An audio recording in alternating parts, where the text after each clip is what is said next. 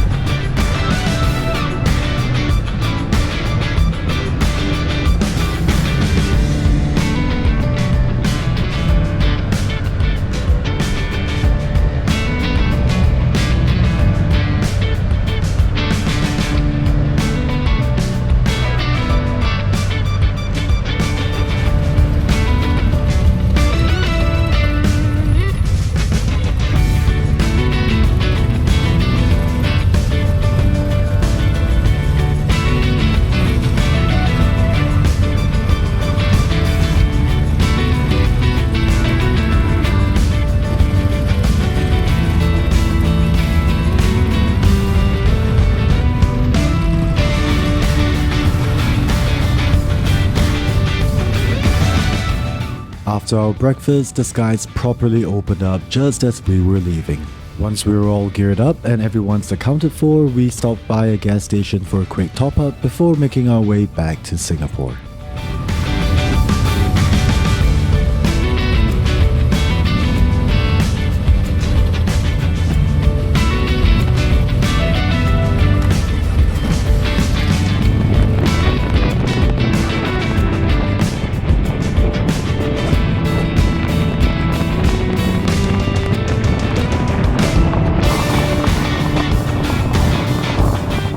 We were all drenched to the core, but if you enjoy the sense of freedom when riding, then that's not even a price to pay. Awesome time with the Hogs, and I can't wait till our next ride.